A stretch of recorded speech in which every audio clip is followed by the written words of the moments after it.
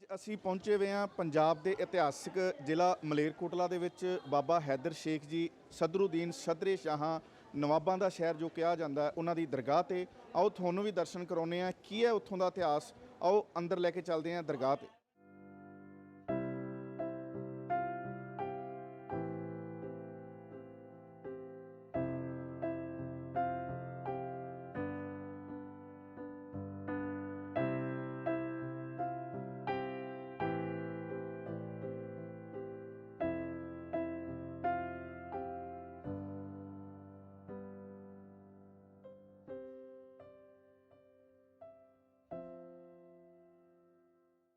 ਮਲੇਰਕੋਟਲਾ ਸ਼ਹਿਰ 1947 ਦੀ ਵੰਡ ਤੋਂ ਪਹਿਲਾਂ ਰਿਆਸਤ ਮਲੇਰਕੋਟਲਾ ਹੋਇਆ ਕਰਦਾ ਸੀ।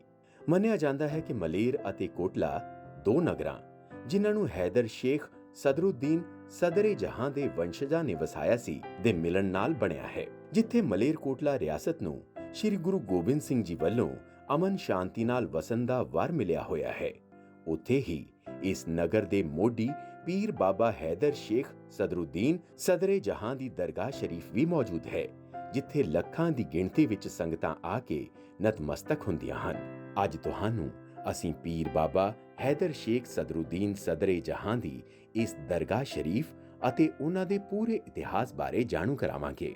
ਮੰਨਿਆ ਜਾਂਦਾ ਹੈ ਕਿ ਪੀਰ ਬਾਬਾ ਹੈਦਰ ਸ਼ੇਖ ਸਦਰੁਦੀਨ ਸਦਰੇ ਜਹਾਂ ਦਾ ਸੰਬੰਧ ਅਫਗਾਨਿਸਤਾਨ ਦੇ ਸੂਬੇ ਖੁਰਾਸਾਨ ਦੇ ਕਸਬੇ ਦਰਬੰਦ ਨਾਲ ਹੈ ਅਤੇ ਉਹ ਆਪਣੇ ਪੀਰੋ ਮੁਰਸ਼ਦ ਦੇ ਹੁਕਮਾਂ ਤੇ ਅਫਗਾਨਿਸਤਾਨ ਤੋਂ ਚੱਲ ਕੇ 1469 ਈਸਵੀ ਵਿੱਚ ਸਤਲੁਜ ਦੇ ਕੰਢੇ ਭੂਮਸੀ ਦੇ ਇਲਾਕੇ ਵਿੱਚ ਇੱਕ ਝੌਂਪੜੀ ਬਣਾ ਕੇ ਰਹਿਣ ਲੱਗੇ, ਜਿੱਥੇ ਅੱਜਕੱਲ ਮਲੇਰਕੋਟਲਾ ਵਸਿਆ ਹੋਇਆ ਹੈ। ਮੰਨਿਆ ਜਾਂਦਾ ਹੈ ਕਿ ਇੱਥੇ ਰਹਿ ਕੇ ਉਹਨਾਂ ਨੇ ਅੱਲਾ ਦੀ ਭਗਤੀ ਕੀਤੀ ਅਤੇ ਉਹਨਾਂ ਵੱਲੋਂ ਵਰਤਾਏ ਗਏ ਕੌਤਕਾਂ ਸਦਕਾ ਉਹਨਾਂ ਦੀ ਮਹਿਮਾ ਪੂਰੇ ਇਲਾਕੇ ਵਿੱਚ ਹੋਣ ਲੱਗੀ ਸੀ। ਉਹਨਾਂ ਦਿਨਾਂ ਵਿੱਚ ਬਹਿਲੋਲ ਲੋਧੀ ਦਿੱਲੀ ਤੇ ਚੜ੍ਹਾਈ ਕਰਨਾ ਚਾਹੁੰਦਾ ਸੀ ਅਤੇ ਇਸ ਜੰਗ ਵਿੱਚ ਆਪਣੀ ਜਿੱਤ ਪੱਕੀ ਕਰਨ ਲਈ ਉਹਨਾਂ ਬਾਬਾ ਹੈਦਰ ਸ਼ੇਖ ਜੀ ਕੋਲ ਫਰਿਆਦ ਕੀਤੀ ਸੀ। ਬਾਬਾ ਜੀ ਵੱਲੋਂ ਕੀਤੀ ਗਈ ਦੁਆ ਸਦਕਾ ਬਹਿਲੋਲ ਲੋਧੀ ਨੇ ਦਿੱਲੀ ਤੇ ਜਿੱਤ ਪ੍ਰਾਪਤ ਕਰ ਲਈ ਸੀ ਅਤੇ ਇਸ ਤੋਂ ਖੁਸ਼ ਹੋ ਕੇ ਉਹਨਾਂ ਬਾਬਾ ਹੈਦਰ ਸ਼ੇਖ ਜੀ ਨਾਲ ਆਪਣੀ ਲੜਕੀ ਦਾ ਰਿਸ਼ਤਾ ਕਰ ਦਿੱਤਾ ਸੀ। 1515 ਈਸਵੀ ਵਿੱਚ ਬਾਬਾ ਹੈਦਰ ਸ਼ੇਖ ਜੀ ਦੁਨੀਆ ਨੂੰ ਅਲਵਿਦਾ ਕਹਿ ਗਏ ਸਨ ਅਤੇ ਉਹਨਾਂ ਦੇ ਅੰਤਿਮ ਸਮੇਂ ਜਿਸ ਜਗ੍ਹਾ ਤੇ ਉਹਨਾਂ ਦੀ ਦਰਗਾਹ ਸ਼ਰੀਫ ਹੈ, ਮੰਨਿਆ ਜਾਂਦਾ ਹੈ ਕਿ ਰਾਤੋਂ ਰਾਤ ਇੱਕ 4 ਦੀਵਾਰੀ ਬਣ ਗਈ ਸੀ, ਜਿਸ ਦਾ ਅੱਜ ਤੱਕ ਪਤਾ ਨਹੀਂ ਲੱਗ ਸਕਿਆ ਕਿ ਉਸ ਨੂੰ ਕਿਸ ਨੇ ਬਣਵਾਇਆ ਅਤੇ ਉਸ ਲਈ ਵਰਤਿਆ ਗਿਆ ਪੱਥਰ ਕਿੱਥੋਂ ਆਇਆ, ਜਦੋਂ ਕਿ ਪੂਰੀ ਦੁਨੀਆ ਵਿੱਚ ਇਸ ਪੱਥਰ ਨਾਲ ਦਾ ਪੱਥਰ ਕਿਤੋਂ ਨਹੀਂ ਮਿਲਦਾ ਅਤੇ ਇਸ 4 ਦੀਵਾਰੀ ਨੂੰ ਬਣਾਉਣ ਲਈ ਨਾ ਤਾਂ ਚੂਨਾ ਅਤੇ ਨਾ ਹੀ ਸੀਮੈਂਟ ਜਾਂ ਰੇਤ ਬਜਰੀ ਵਰਤਿਆ ਗਿਆ। ਕਰੀਬ 600 ਸਾਲ ਪਹਿਲਾਂ ਬਣੀ ਇਹ ਦੀਵਾਰ ਅੱਜ ਵੀ ਇਸ ਜਗ੍ਹਾ ਤੇ ਮੌਜੂਦ ਹੈ। ਦਰਗਾਹ ਸ਼ਰੀਫ ਤੇ ਬਾਬਾ ਜੀ ਦੀ ਦਰਗਾਹ ਤੇ ਅੱਜ ਵੀ ਲੋਕ ਵੱਡੀ ਗਿਣਤੀ ਵਿੱਚ ਨਤਮਸਤਕ ਹੁੰਦੇ ਹਨ ਅਤੇ ਆਪਣੀਆਂ ਮਨੋਕਾਮਨਾਵਾਂ ਪੂਰੀਆਂ ਹੋਣ ਤੇ ਗੰਢ ਜੋੜੇ ਲੈ ਕੇ ਇੱਥੇ ਹਾਜ਼ਰੀ ਲਵਾਉਂਦੇ ਹਨ। ਬਾਬਾ ਜੀ ਦੀ ਦਰਗਾਹ ਦੇ ਨਾਲ ਹੀ ਕੁਝ ਹੋਰ ਮੁਜ਼ਾਹਰਾਂ ਬਣੀਆਂ ਹੋਈਆਂ ਹਨ, ਜਿਨ੍ਹਾਂ ਬਾਰੇ ਬਹੁਤੇ ਲੋਕਾਂ ਨੂੰ ਸ਼ਾਇਦ ਹਾਲੇ ਪਤਾ ਨਹੀਂ ਕਿ ਇਹ ਕਿਸ ਦੀਆਂ ਹਨ। ਤਾਂ ਅਸੀਂ ਦੱਸਣਾ ਚਾਹਾਂਗੇ ਕਿ ਬਾਬਾ ਜੀ ਦੀ ਦਰਗਾਹ ਦੇ ਐਨ ਨਾਲ ਖੱਬੇ ਪਾਸੇ ਬਣੀ ਮਜ਼ਾਰ ਬਾਬਾ ਜੀ ਦੀ ਪਤਨੀ ਅਤੇ ਬਹਿਲੋਲ ਲੋਧੀ ਦੀ ਪੁੱਤਰੀ ਤਾਜ ਮੁਰੱਸਾ ਬੇਗਮ ਦੀ ਹੈ। ਉਹਨਾਂ ਦੇ ਨਾਲ ਹੀ ਇੱਕ ਛੋਟੀ ਮਜ਼ਾਰ ਉਹਨਾਂ ਦੇ ਪੋਤਰੇ ਦੀ ਹੈ। ਬਾਬਾ ਜੀ ਦੀ ਦਰਗਾਹ ਦੇ ਸੱਜੇ ਪਾਸੇ ਬਣੀਆਂ ਮਜ਼ਾਰਾਂ ਵਿੱਚ ਨਾਲ ਲੱਗਦੀਆਂ ਮਜ਼ਾਰਾਂ ਉਹਨਾਂ ਦੇ ਪੁੱਤਰਾਂ ਦੀਆਂ, ਜਦੋਂ ਕਿ ਦਰਖਤ ਦੇ ਨਾਲ ਲੱਗਦੀ ਮਜ਼ਾਰ ਬਾਬਾ ਜੀ ਦੇ ਹਜ਼ਾਮ ਦੀ ਹੈ, ਜੋ ਅਫਗਾਨ ਤੋਂ ਉਹਨਾਂ ਦੇ ਨਾਲ ਹੀ ਆਏ ਸਨ। ਬਾਬਾ ਜੀ ਦੇ ਪੈਰਾਂ ਵੱਲ ਖੱਬੇ ਪਾਸੇ ਗੇਟ ਦੇ ਨਾਲ ਜੋ 3 ਮਜ਼ਾਰਾਂ ਬਣੀਆਂ ਹੋਈਆਂ ਹਨ, ਉਹ ਬਾਬਾ ਜੀ ਦੇ ਖਿਦਮਤਗਾਰਾਂ ਦੀਆਂ ਹਨ। ਪੀਰ ਬਾਬਾ ਹੈਦਰ ਸ਼ੇਖ ਸਦਰੁਦੀਨ ਸਦਰੇ ਜਹਾਂ ਦੇ ਇਸ ਪਾਵਨ ਅਸਥਾਨ ਬਾਰੇ ਉਹਨਾਂ ਦੀ 21ਵੀਂ ਪੀੜ੍ਹੀ ਵਿੱਚੋਂ ਅਜਮਤ ਅਲੀ ਖਾਨ ਤੋਂ ਜਾਣਦੇ ਹਾਂ। ਅਸੀਂ ਪਹੁੰਚੇ ਹੋਏ ਹਾਂ ਅੱਜ ਮਲੇਰਕੋਟਲਾ ਦੇ ਵਿੱਚ। ਮਲੇਰਕੋਟਲਾ ਦੇ ਵਿੱਚ ਬਾਬਾ ਹਜ਼ਰਤ ਹੈਦਰ ਸ਼ੇਖ ਜੀ ਦੀ ਦਰਗਾਹ ਤੇ ਔਰ ਕੀ ਹੈ ਇਸ ਅਸਥਾਨ ਦਾ ਇਤਿਹਾਸ, ਆਓ ਜਾਣਦੇ ਹਾਂ ਬਾਬਾ ਜੀ ਦੇ ਪਰਿਵਾਰ ਤੋਂ। ਸਭ ਤੋਂ ਪਹਿਲਾਂ ਕੀ ਨਾਮ ਹੈ ਤੁਹਾਡਾ? ਮੇਰਾ ਨਾਮ ਅਜ਼ਮਤ ਅਲੀ ਖਾਨ ਹੈ ਜੀ।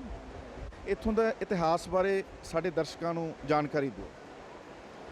ਇਹ ਬਾਬਾ ਜੀ, ਇਹਨਾਂ ਦਾ ਅਸਲ ਨਾਮ ਹੈਗਾ ਹਜ਼ਰਤ ਸ਼ੇਖ ਸਦਰੁਦੀਨ ਸਦਰੇ ਜਹਾਂ। ਬਾਬਾ ਜੀ ਜਿਹੜੇ ਹੈਗੇ ਅਫਗਾਨੀ ਨਸਲ ਤੋਂ ਹੈ, ਪਠਾਨ ਹੈ, ਔਰ ਇਹ ਅਫਗਾਨਿਸਤਾਨ ਤੋਂ ਇਹ ਆਪਣੇ ਜਿਹੜੇ ਮੁਰਸ਼ਦ ਥੇ, ਸਪਿਰਿਚੁਅਲ ਇਹਨਾਂ ਦੇ ਗੁਰੂ ਮੁਲਤਾਨ ਤੋਂ, ਉਹਨਾਂ ਦੇ ਕਹਿਣ ਪਰ ਇਸ ਇਲਾਕੇ 'ਚ ਆਏ ਔਰ ਇਹਨਾਂ ਦਾ ਇੱਥੇ ਦੀ ਆਮਦ ਜਿਹੜੀ ਹੈਗੀ 1445 44 ਦੱਸੀ ਜਾਂਦੀ ਹੈਗੀ। ਔਰ ਬਹਿਲੋਲ ਲੋਧੀ ਦਾ ਜ਼ਮਾਨਾ ਥਾ। ਬਹਿਲੋਲ ਲੋਧੀ ਉਸ ਵਕਤ ਦਿੱਲੀ ਦੀ ਫਤਿਹ ਵਾਸਤੇ ਇੱਥੇ ਦੀ ਗੁਜ਼ਰਿਆ ਤਾਂ ਉਹ ਕੁਝ ਦੇਰ ਬਾਬਾ ਜੀ ਦੀ ਖਿਦਮਤ 'ਚ ਹਾਜ਼ਰ ਹੋਇਆ, ਦੁਆ ਵਾਸਤੇ ਅਰਜ਼ ਕੀਤੀ ਤੇ ਉਸ ਦੇ ਹੱਕ ਵਿੱਚ ਬਾਬਾ ਜੀ ਨੇ ਦੁਆ ਕੀਤੀ, ਉਸ ਨੂੰ ਕਾਮਯਾਬੀ ਮਿਲੀ। तो उसने अपने दिल 'ਚ ਇਹ ਧਾਰਨਾ कर ली थी कि अगर मैं दिल्ली का बादशाह बनना तो अपनी लड़की की शादी बाबा जी नाल करूँगा। तो दिल्ली का बादशाह बनने के बाद उसने अपनी बेटी साढ़े दादी साहिबा जिन्हों का नाम ताज मुरस्सा बेगम है, उन्हों की शादी बाबा जी नाल की और जहेज़ के तौर पर 56 छोटे परगुने ते 12 बड़े पिंड कस्बे वो जहेज़ के तौर पर इन्होंने दिते सी। तो उही जड़ी हैगी जाके इलाका बाद दे विच बायजीद खान के जमाने च रियासत की शक्ल इख्तियार की। तो नवाब फैमिली और साड़ियाँ अपनियाँ फैमिलियाँ जड़ियाँ बाबा जी की दरगाह के नाल जुड़ियाँ हुई हैं, तो यह इक्को ही शाख है उपरों। तो इस तरह मालेरकोटले की होंद जी हैगी वो बनी, मालेरकोटला रियासत बनी। और बाबा जी जोड़े है वो पहला तो ही अल्लाह अल्लाह करने वाले लोग सी, रियासत नाल कोई इन्ना इन्हों का वो नहीं था। तो इस करके जोड़े एक बेटे थे इन्हों के वो खानगाह की खिदमत वास्ते इत्थे रह गए, जिन्हों की औलाद असी चले। तो एक बेटिया ने जोड़ा हैगा वो कारोबार अपना रियासत का संभालिया, वो नवाब फैमिली चली। तो ये मोटा जिहा इतिहास है बाबा जी का। जेकर गल कर लीए तो जी दरगाह ये बनी हुई हैगी है, दरगाह के चार दुआरी जी हैगी है, ये इतिहास बारे असी जरूर अपने दर्शकों को दसना चाहांगे। साडे दर्शकों को जरूर दसो कि इहदा की इतिहास। बिल्कुल बिल्कुल, ये बाबा जी की ज़ाहरी करामत हैगी, ये ज़ाहरी करिश्मा हैगा जिहड़ा साफ अखां नूं नज़र आउंदा है। ये पत्थरों की दीवार जिहड़ी हैगी ये एक रात की तामीर है, लेकिन किने बनाई किस तरह बनी ये किसी नूं नहीं पता, ये सिर्फ बनी हुई देखी बस। और ये कोई मसाला नहीं मतलब इस्तेमाल होया, पत्थर के उपर पत्थर रख के ही बनाई हुई है। और 650 साल तकरीबन 625 साल हो गया इसी तरह खड़ी है। और आम लोगों को जी ये ज़ाहरी करामत इन्हां दी नज़र आउंदी है। जेकर गल कर लीए तो बाबा जी की हुण किनवीं पीढ़ी हैगी है जिहड़ी इत्थे सेवा निभा रही है और किन्ने क परिवार के मैंबर इत्थे सेवा कर रहे हैं? हाँ, इत्थे जिहड़े हैगे ने जी परिवार साडे तकरीबन 20-25 परिवार हैंगे। और इत्थे दा इंतज़ाम जिहड़ा हैगा शुरू तो साडे बजुर्ग करते आ रहे हैं इस खानका का, और औलाद ही बैठी हैगी इत्थे। मैं बाबा जी की 21वीं पीढ़ी च खड़ा हैगा। जेकर गल कर लीए तो श्री गुरु गोबिंद सिंह जी का नाम भी जुड़ता हैगा, उहदे इतिहास बारे जरूर सानू चानना पाओ। ये गुरु गोबिंद सिंह के साहबजादियां नूं जद सरहंद दे सूबेदार ने अपने गुरु गोबिंद सिंह की उन्हां नाल जंगां होईयां, लड़ाइयां होईयां, उन्हां दे गुस्से दे विच जदों गुरु गोबिंद सिंह इत्थों हत्थ ना लगे उन्हां दे, तो उन्होंने उन्होंने बच्चों को गिरफ्तार करके दीवारां च चुनन का, जिंदा चुनन का हुक्म दे दिता था। उत्थे साडे रियासत के नवाब थे शेर मोहम्मद खान, हाज़र थे वो भी बाबा जी के परिवार चो। बाबा जी के परिवार चो, जिस तरह मैंने पहला दस्या है कि एक शाख जी हैगी नवाबां दी वो बाबा जी के एक बेटे की औलाद है, एक जी हैगी औलाद दूसरे बेटे की वो इत्थे खानगाह की खिदमत करती है। तो जदों उन्होंने यह किया तो उन्होंने ये चीज़ जी बुरी लगी, उन्होंने बाकी तो सारा चुप करे बैठे रहे। उन्होंने दरबार च खड़े होकर एक बात कही कि ये जुल्म है, इस्लाम यदी इजाज़त नहीं दिंदा, ये मासूम बच्चे है, इनका कोई कसूर नहीं, अगर तुमने कोई बदला लेना हैगा तो गुरु गोबिंद सिंह नाल लियो। तो सूबा सरहंद ने उस बात को मन्निया नहीं, वो एहतजाजन दरबार से उठ के आ गए।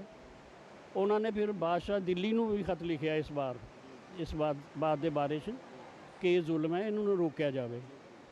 लेकिन वो जो होनी सी वो हुई। तो गुरु गोबिंद सिंह जी ने इस बात का बड़ा असर लता। गुरु गोबिंद सिंह को जब पता लग्या तो उन्होंने गुरु जी ने मालेरकोटला के बारे अच्छे वाक दिते और ये कहा कि यह धरती हमेशा सयाद आबाद रहेगी, इत्थे कुछ नहीं होएगा।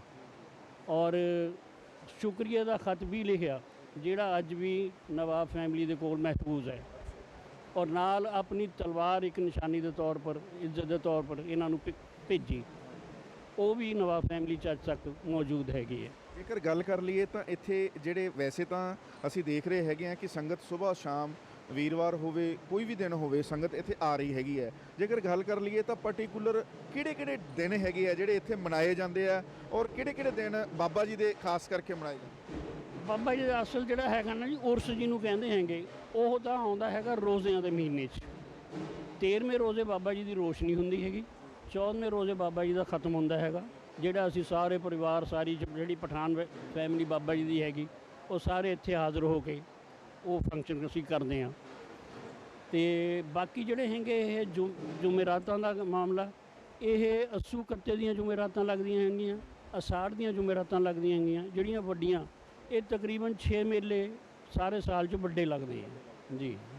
ਮਲੇਰਕੋਟਲੇ ਨੂੰ ਪੰਜਾਬ ਸਰਕਾਰ ਵੱਲੋਂ ਹੁਣ ਜ਼ਿਲ੍ਹਾ ਵੀ ਬਣਾ ਦਿੱਤਾ ਗਿਆ ਹੈਗਾ, ਕੀ ਸਮਝਦੇ ਹੈਗੇ ਹੋ ਕਿ ਜ਼ਿਲ੍ਹਾ ਇਹ ਪਹਿਲਾਂ ਬਣਨਾ ਚਾਹੀਦਾ ਸੀ ਜਾਂ ਹੁਣ ਬਣਿਆ ਹੈਗਾ, ਤੇ ਇਹਦੇ ਨਾਲ ਤੁਹਾਨੂੰ ਕੀ ਸਹੂਲਤ ਮਿਲੂਗੀ ਇੱਥੋਂ ਦੇ ਲੋਕਾਂ ਨੂੰ, ਔਰ ਕੀ ਮੰਗ ਕਰਦੇ ਹੋ ਸਰਕਾਰ ਤੋਂ ਵੀ ਕੀ ਹੋਣਾ ਚਾਹੀਦਾ ਹੈ?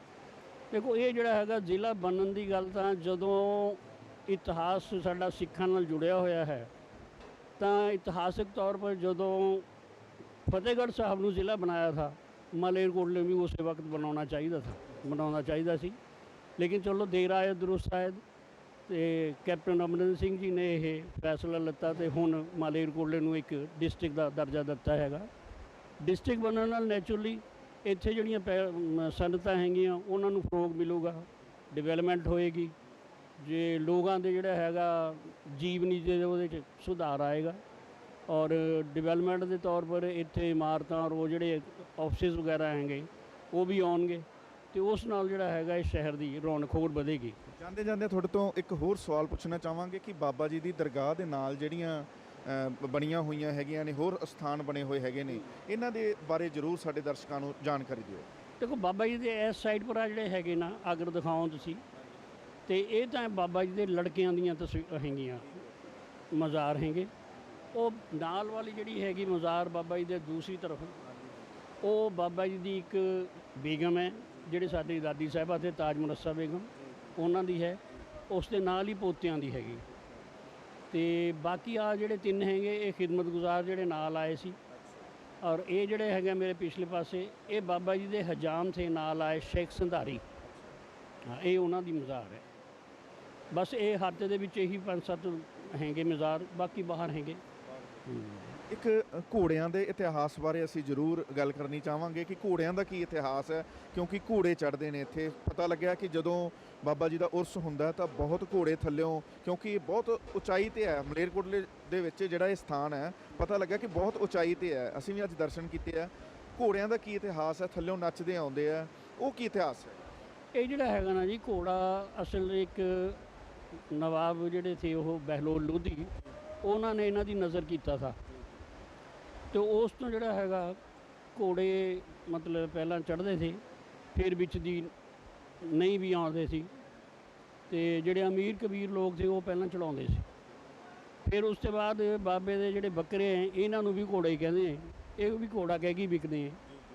ਅਤੇ ਹੁਣ ਜਿਹੜੇ ਹੈਗੇ ਫਿਰ ਕਾਫੀ ਉਰਸ ਵਾਲੇ ਦਿਨ ਕਈ ਘੋੜੇ ਆ ਜਾਂਦੇ ਜੀ, ਅਤੇ ਉਸੇ ਰਸਮ ਦਾ ਇੱਕ ਹੋਏਗਾ, ਉਸੇ ਰਸਮ ਦਾ ਹਿੱਸਾ ਹੈਗਾ। ਸੰਗਤ ਨੂੰ ਕੀ ਅਪੀਲ ਕਰਨੀ? ਸੰਗਤ ਨੂੰ ਅਪੀਲ ਤਾਂ ਮੈਂ ਇਹ ਕਰਨਾ ਚਾਹੁੰਦਾ ਕਿ ਇੱਥੇ ਦੇ ਇੰਤਜ਼ਾਮ ਦੇ ਵਿੱਚ ਉਹਨਾਂ ਦਾ ਵੀ ਜਿਹੜਾ ਹੈਗਾ ਸਹਿਯੋਗ ਜ਼ਰੂਰੀ ਹੈ। ਇੱਕ ਤਾਂ ਇੱਥੇ ਨਿਆਜ਼ ਬੜੀ ਵੇਸਟ ਹੁੰਦੀ ਹੈਗੀ, ਅਸੀਂ ਐਜੂਕੇਟ ਕਰਨ ਦੀ ਕੋਸ਼ਿਸ਼ ਕਰਦੇ ਹਾਂ, ਬਹੁਤ ਸਾਰੇ ਬੰਦਿਆਂ ਨੂੰ ਕਹੀਦਾ ਵੀ ਨਿਆਜ਼ ਥੋੜ੍ਹੀ ਬਣਾ ਕੇ ਲਿਆਓ ਜਿਹੜੀ ਖੁਦ ਖਾ ਲਵੋ, ਜਾਂ ਥੋੜ੍ਹੀ ਬਹੁਤ ਘਰ ਵਾਸਤੇ ਲੈ ਜਾਵੋ। ਆ ਜਿਹੜੇ ਘਰੋਂ ਬਹੁਤ ਬੜੇ ਬਰਤਨ ਬਣਾ ਕੇ ਲੈ ਆਉਂਦੇ ਹੈ, ਸੁਬਾਹ ਤੋਂ ਸ਼ਾਮ ਤੱਕ ਇੱਥੇ ਬੈਠਣ ਵਾਲੇ ਲੋਕ ਵੀ ਇੰਨਾ ਨਹੀਂ ਖਾ ਸਕਦੇ, ਫਿਰ ਉਹ ਤਕਰੀਬਨ ਸੁੱਟ ਕੇ ਜਾਂਦੇ ਹੈ, ਜਿਹੜੇ ਲੰਦੇ ਉਹ ਵੀ ਸੁੱਟ ਦਿੰਦੇ ਆ। ਤਾਂ ਕਈ ਦਫਾ ਕਿਹਾ ਹੈਗਾ ਵੀ ਇਸ ਤੋਂ ਬਿਹਤਰ ਇਹ ਹੈ ਵੀ ਥੋੜ੍ਹੀ ਨਿਆਜ਼ ਬਣਾ ਕੇ ਲਿਆਓ, ਔਰ ਬਾਕੀ ਨਿਆਜ਼ ਜਿਹੜੀ ਕਿ ਸੁੱਕੀ ਲੈ ਆਓ, ਪਤਾਸ਼ੇ ਹੈਗੇ, ਇਲਾਇਚੀ ਦਾਣਾ ਹੈਗਾ, ਇਹੀ ਜੀ ਨਿਆਜ਼ ਲੈ ਆਓ ਅਤੇ ਉਹ ਚੜਾਓ, ਉਹ ਹਰ ਬੰਦਾ ਲੈ ਵੀ ਲਏਗਾ, ਖਾ ਵੀ ਲਏਗਾ, ਵੇਸਟ ਨਹੀਂ ਹੋਏਗੀ।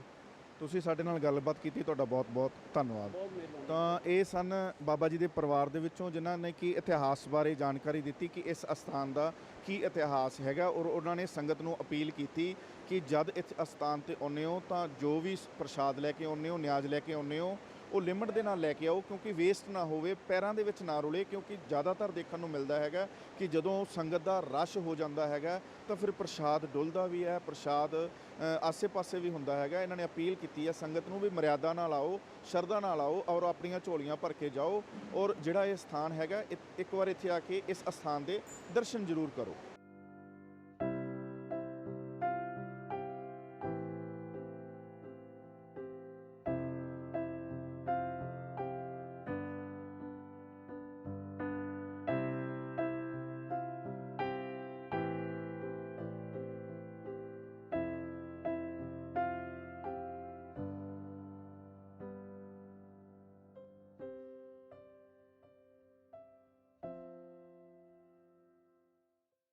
ਤੁਹਾਨੂੰ ਸਾਡੀ ਕੋਸ਼ਿਸ਼ ਕਿੱਦਾਂ ਦੀ ਲੱਗੀ? ਤੁਹਾਡੇ ਸੁਝਾਵਾਂ ਦਾ ਸਾਨੂੰ ਇੰਤਜ਼ਾਰ ਰਹੇਗਾ। ਹਰ ਤਰ੍ਹਾਂ ਦੀ ਖਬਰ, ਹਰ ਤਰ੍ਹਾਂ ਦੇ ਪ੍ਰੋਗਰਾਮ ਦੇ ਨਾਲ ਵੇਖਦੇ ਰਹੋ ਆਪਣਾ ਫਰੈਂਡਸ ਚੈਨਲ ਆਸਟ੍ਰੇਲੀਆ YouTube।